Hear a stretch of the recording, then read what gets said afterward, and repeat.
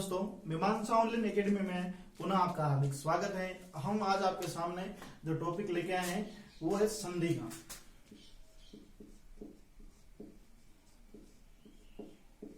दोस्तों, संधि का टॉपिक ऐसा है कि ये किसी भी भाषा, जैसे हिंदी भाषा की रीढ़ की हड्डी हो सकती है संधि का टॉपिक, और संस्कृत भाषा में भी यही है। लेकिन हिंदी और संस्कृत भाषा में संधि एक थोड़ा सा डिफरेंस है कि कैसे इनको सीखा जाए। जैसे संधि, आप सामान्य रूप से संधि की परिभाषा है वो याद करते हैं, दो वर्णों के मेल को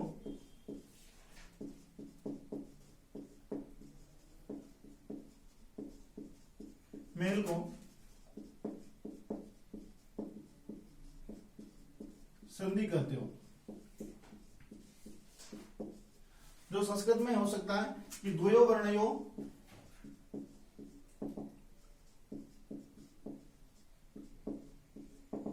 मेलनम संधि। एक दूसरे तरीके से ऐसे भी इसको याद कर सकते हैं कि दो वर्णों के मेल, जब हम किसी दो वर्णों को अलग करते हैं, उनको दोनों को मिलाते हैं। जैसे संधि का मतलब कि जब दो शत्रु अलग हो जाते हैं, उनको जब वापस मिलाया जाता है तो वो उनकी हो जाती है संधि। ठीक है, जैसे यहां पे देखो अ और अ दो अलग अलग है, जब इन दोनों को आप मिलाओगे तो यहाँ पे आ बन जाएगा। तो इस तरह की संधि है। तो सबसे पहले संधि को उनकी परिभाषा देखते हैं कि संधि की परिभाषा किस तरह से। पर सन्निकर्ष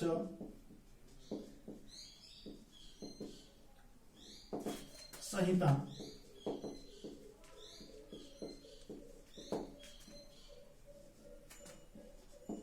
वर्णानाम मेलनम संधि या लोपा मा गमादेश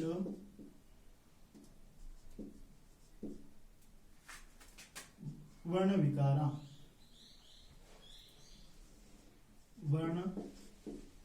विकारा वा संधि। दोस्तों, संस्कृत में ये जो इसका जो पहला जो सूत्र है, ये संधि की परिभाषा है। इसको एक सूत्र में पिरोया है, पर सन्निकर्ष संहिता, जिसे संहिता दूसरा नाम हो जाता है। संधि को संस्कृत में संहिता भी कहा जाता है। क्या कहा है? संहिता। नेक्स्ट बात है वर्णनाम मेलनम संधि, वर्णों के मेल को भी संधि कहते हैं। फिर है लोपा गुमा आदेश वर्ण विकारा, मतलब कि लोप, आगम, आदेश। जब संस्कृत में किसी वर्ण का लोप हो जाने पर या किसी वर्ण का आगम, नया शब्द आ जाने पर, और आदेश जब उसके स्थान पर कोई दूसरा वर्ण आ जाता है, ये तीनों होने के बाद जब उसमें विकार उत्पन्न होता है, तब वो क्या हो जाती है? आपकी संधि। विकार का मतलब होता है परिवर्तन। अगर आप दो शब्दों को मिला रहे हो और अगर उसमें विकार उत्पन्न नहीं होता है तो वहां पे वो संधि नहीं मानी जाती। वहां पे वो क्या हो जाता है? संयोग होता है। जैसे आप शब्द जोड़ते हो त्वम प्लस एव, तो यहां पे त्वमेव शब्द बनता है। शब्द है अन्न प्लस आदि, शब्द बना अनादि। तो यहां पे ये संधि नहीं होगी। क्यों? क्योंकि यहाँ पे जो आगे का जो वर्ण है, इसमें न हलंत है, इसमें म में हलंत है। तो यहाँ पे इन दोनों को जब मिलाते हो तो इनका ये संयोग होता है, न कि संधि होती है। तो क्या कि जब हम किसी का लोप करते हैं, किसी वर्ण का, या कोई आगम करते हैं या आदेश करते हैं, तब उन तीनों के करने के बाद जब उनमें विकार उत्पन्न होता है, तब जाके वहां पे संधि होती है।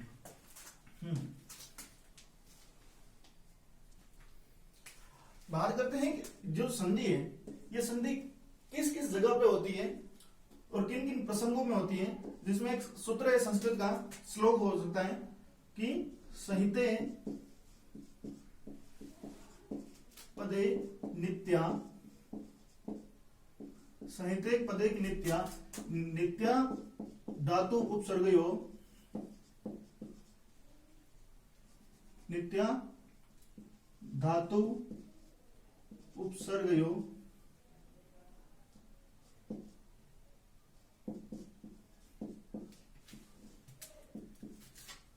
नित्या समासे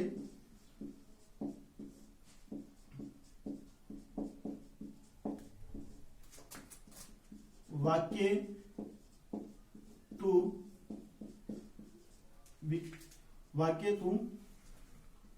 विवेक्ष्यतामपेक्षते।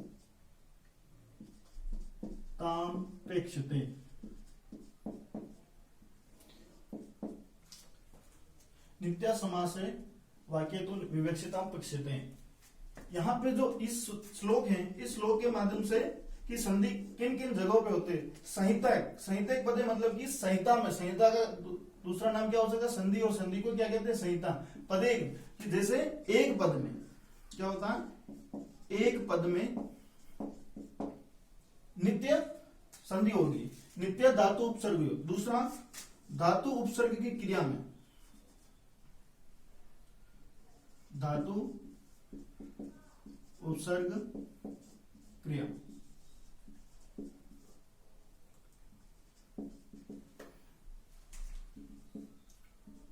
और दूसरा है नित्य समास है। और तीसरे में समास में भी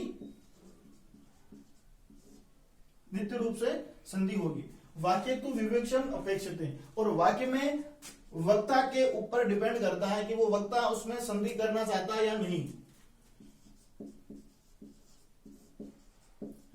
एक पद में देखते हम, एक पद में मतलब कि कोई जैसे शब्द है जय, चय, यहां पे ये एक पद है, इन एक पद में भी संधि है। जैसे जय, जिसका अगर संधि विच्छेद करें तो क्या होगा, जी प्लस अ, तो जी में इसका ई का क्या बन जाएगा, ए बन जाएगा यण संधि से। ई का गुण संधि से ए बन जाएगा, तो क्या बन जाएगा जे प्लस अ। और गुण संधि के बाद में इसको आप अयादी संधि करोगे, ए का आई बनेगा, तो क्या बन जाएगा जय। उसी प्रकार चय का, इसमें ची धातु है प्लस अ, तो ची को गुण करोगे तो ए बनेगा, तो चे प्लस अ, और अयादी करोगे तो ए को आई होगा, क्या बनेगा चय। तो इस तरह संहिता मतलब कि संधि एक पद में भी होती है, धातु उपसर्ग क्रिया में, मतलब कि जब आगे कोई उपसर्ग लगा हुआ हो और उसमें कोई धातु दे रखी हो। जैसे आदि उपसर्ग है और इसमें इंग धातु, इंग धातु जो इसका रूप चलता है इते, तो क्या हो जाएगा आदि प्लस इते। तो यहां पे उपसर्ग और क्रिया दोनों दे रखा, तो दोनों भी हो। जैसे यहां पे क्या होगा, ई का य करोगे क्या बनेगा अद्य बनेगा यण संधि से, और इस ई को और प्लस इधर ई हो तो गुण संधि होकर ए बनेगा, तो क्या बनेगा अद्यते। तो क्या हुआ कि धातु और उपसर्ग के क्रिया में भी संधि होती है। बात करते हैं हम समास में, समास वाचक पदों में भी संधि होती है। जैसे नीलोत्पलम,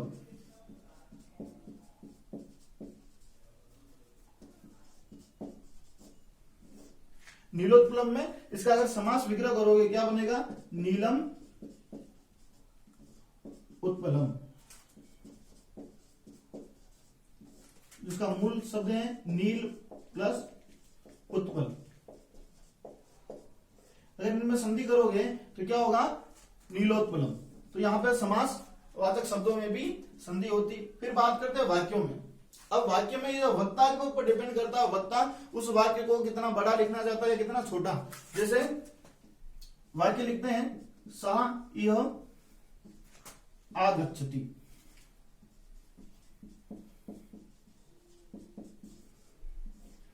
जो वक्ता होगा वो इसको इस तरह से भी बोलेगा सः इह आगच्छति। और अगर इसको संधि के माध्यम से इसको एक साथ करना चाहेगा तो भी, जैसे यहां पे देखो इधर आ है और इधर ई है, दोनों को मिलाएंगे क्या बनेगा सेह। इधर आ और ई गुण हुआ तो क्या बना ए बना सेह बना। फिर यहां पे देखो इधर अ और इधर आ, तो दोनों को मिलाया तो क्या बना, आ बना, तो क्या बनेगा, सह गच्छति। तो वक्ता वाक्य को इस तरह से भी बोल सकता, सह ही आगच्छति और सेहा गच्छति। तो वो वाक्य पे जो वक्ता होगा वो उस पर डिपेंड करेगा वो वाक्य की किस तरह से बोलता, तो वाक्य में भी संधि होती है। अब बात करते हैं हम संधि के वेदों के बारे में। संधि वेद,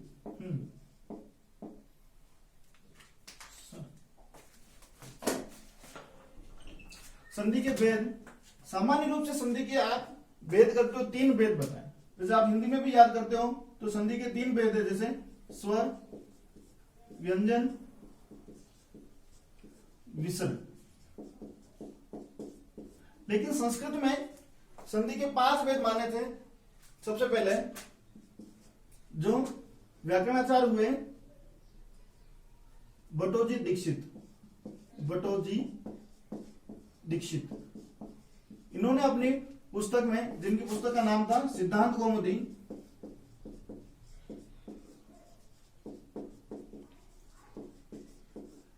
इस सिद्धांत कौमुदी पुस्तक में बटोजी दीक्षित ने संधि के 5 वेद माने थे। सबसे पहले अच संधि,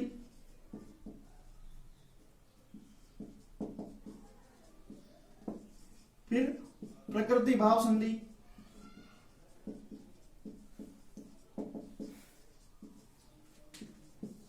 फिर हल संधि,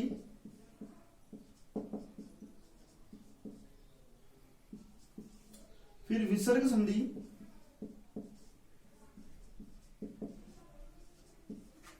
और फिर 5वीं स्वादि संधि।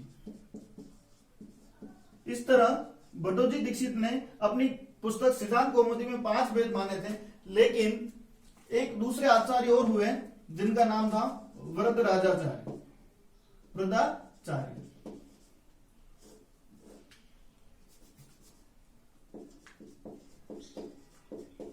जिन्होंने अपनी पुस्तक लिखी थी लघु सिद्धांत कौमुदी।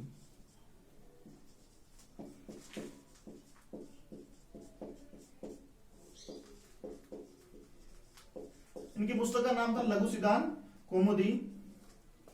उन्होंने इसमें संधि के 3 वेद माने। उन्होंने क्या किया कि जो ये प्रकृति भाव संधि थी, जिन्होंने बटोजी दीक्षित ने, इनको इसने अच संधि में मिला दिया। किसमें मिलाया, इस अच संधि में। और जो ये स्वादि संधि थी, इसको वरदराजाचार्य ने विसर्ग संधि में मिला दिया। तो इस प्रकार इन्होंने 3 वेद माने थे। वरदराजाचार्य ने अच संधि, जिसे स्वर संधि कहते हैं, संस्कृत में अच होता है वो। दूसरा हल संधि, जिसे व्यंजन संधि कहते हैं।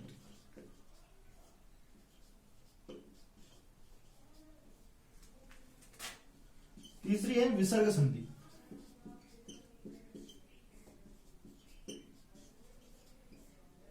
इस प्रकार संधि के 3 वेद हो जाते हैं, अच संधि, हल संधि, विसर्ग संधि। अब बात करते हैं हम सबसे पहले अच संधि की।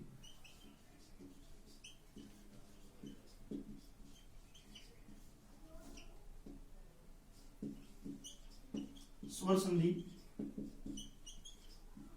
अच संधि की परिभाषा क्या होगी कि जहां पे 2 वर्ण होंगे, 2 वर्ण, लेकिन दोनों वर्ण कौन से होने चाहिए, 2 वर्णों का मेल। लेकिन दोनों वर्णों में जो धन प्लस का जो निशान, उसमें दोनों में स्वर होना चाहिए, दोनों की तरफ में। इधर भी स्वर होगा और इधर भी स्वर होगा। तो क्या होगा कि 2 स्वर जब समान रूप से मिल जाते हैं तो वहां पे वो अच संधि होती है। अच संधि के हिंदी में आप सामान्य रूप से 5 वेद पढ़ते हो। अच संधि वेद, जिसमें 5 प्रकार पढ़ते हो आप। सबसे पहले दीर्घ संधि,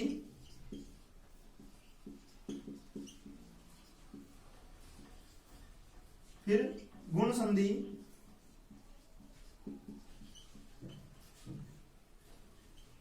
फिर वृद्धि संधि,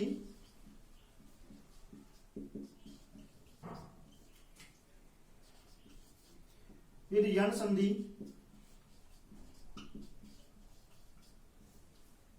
पांचवी अयादी संधि। इस तरह आप हिंदी में 5 प्रकार की संधि पढ़ते हो, लेकिन संस्कृत में 3 संधि और भी चलती है। जैसे छठे नंबर पर पररूप संधि,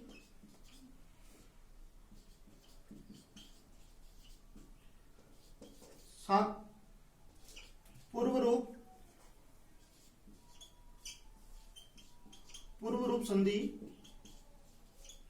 और 8वें नंबर पे है प्रकृति भाव संधि।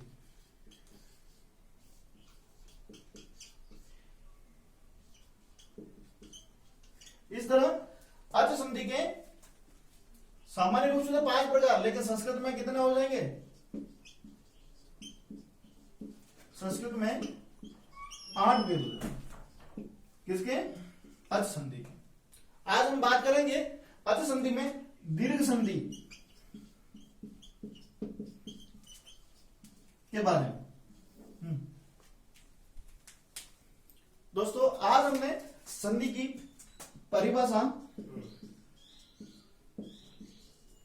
और उनके भेद और संधि का मतलब, जो संधि में जैसे आचार्य हुए, जैसे बटोजी दीक्षित, वरदराजाचार्य, इन्होंने संधि के भेद किस किस प्रकार माने हैं, उन सब के बारे में हमने विस्तृत रूप से जाना। नेक्स्ट जो हमारा वीडियो होगा उसमें हम संधि में अर्थ संधि के, दीर्घ संधि के बारे में बात करेंगे।